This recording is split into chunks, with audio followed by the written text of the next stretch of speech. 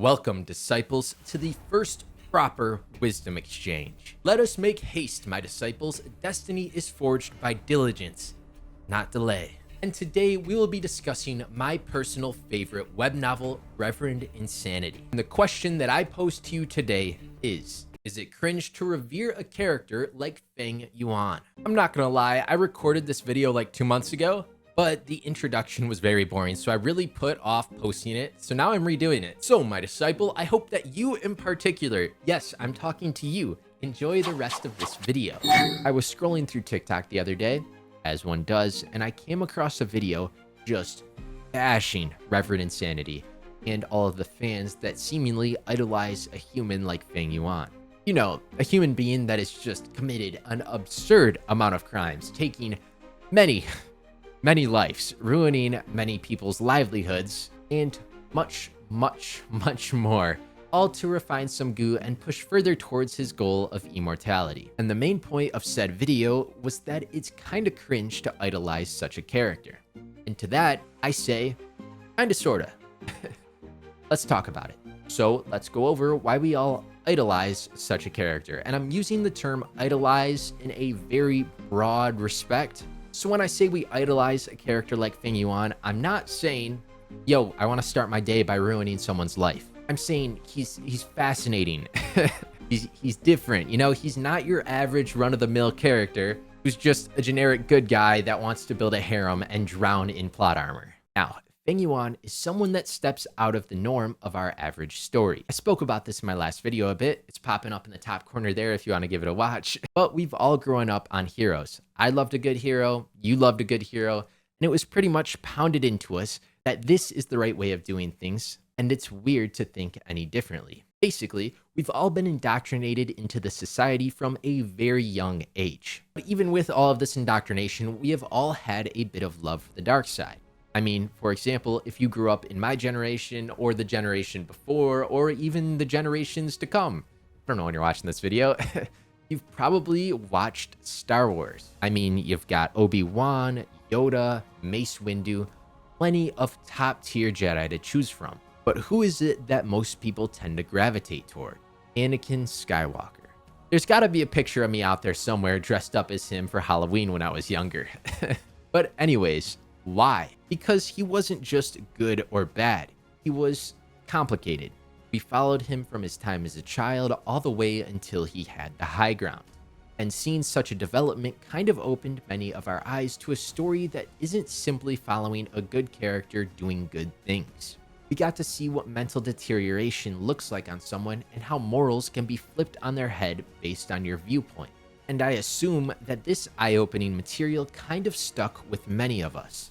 As we continue to read and watch stories about good characters that tend to lack depth, you know, getting a harem and becoming ungodly powerful for no reason at all, we continue to have this urge, this need to read about something different, something that may not completely correlate with your average person's values, but feels like a breath of fresh air to read about in a world that puts on the facade that everyone is happy and genuinely wants to help you. When in all actuality, a high percentage of people are either out there to use you or to keep you at arm's length just in case they need to stab you in the back or cut you off at any point in time like a lizard does to its tail. But you're the weird one for questioning this facade. The need for a sense of moral superiority will one day mark the end of our civilization, but I digress. Morality is a very interesting topic that not many of us tend to question. This extends through us to the stories that we read about. They're all filled with characters that do good things because it's the good thing to do, never taking into account many different factors that could really be a video in itself about how all of these quote-unquote righteous heroes do all of these things, completely disregarding the negative after effects of the things that they do, simply because what they did was what they believe was for the greater good. Side note, there's a manhwa that highlights this really well, though I forgot the name of it. All because these are surface level stories with surface level characters. However, a story like Reverend Insanity sits on the fence of morality, probing you to question morality itself. Is this good? Is this bad? Is this something I should do because it benefits me yet harms others? Or should I risk my life to save others even though I will perish here and will really not get any sense of honor or nobility about it in the future, with the overarching question being, is it worth it? Now, this line is drawn in many different places for various different people. Like, some people would not have a second thought on risking themselves for others, whereas others would definitely have to take a step back and be like, is it really worth it? Everyone's sense of morality is different, and Reverend Insanity is a story that makes you come to terms with what it truly means to put your life on the line for the goals that you have, which is one of the many reasons why I love it so much. And yes, Fang Yuan does very evil things, and it can be looked at as cringe to support such a being, but at the end of the day, it's all based around his own sense of morality. His ideals do not correlate with your average person, yet it shares a very similar goal that each and every one of us has, and that is to dream.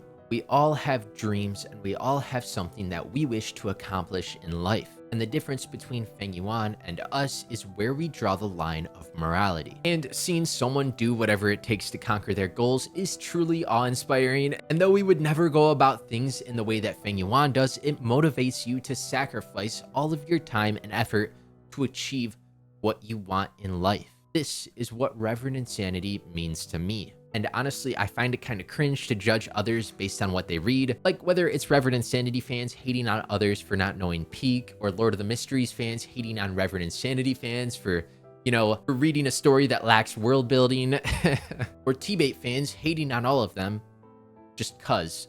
I believe that we should all read what speaks to us, whether it's the most basic of the stories out there or the most in-depth story. We should all share a sense of mutual respect for one another for reading in a world that often looks at it as weird or abnormal to read the things that we read. Manhwa, web novels, manhwa, manga. It's not normal. Let's be real. We're all a little bit weird. But I don't know. I'm just some guy in his room talking to a camera about a book that he's reading at 8 p.m. And that's why, my disciples, I want to know if you believe that it is cringe to read Reverend Insanity and idolize Fang Yuan. Answering this question will no doubt take you a step further down the path of cultivation. That is, as long as you hit the subscribe button.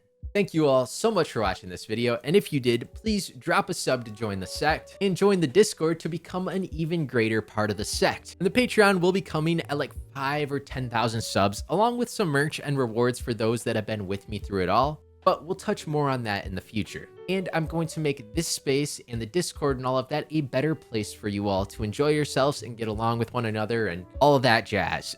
I hope you all have a wonderful day, night, morning, afternoon, sunrise, sunset, whatever time it is for you. I hope you have a great one because you deserve it. I love you all so much, and I will see you all in the next video. Bye.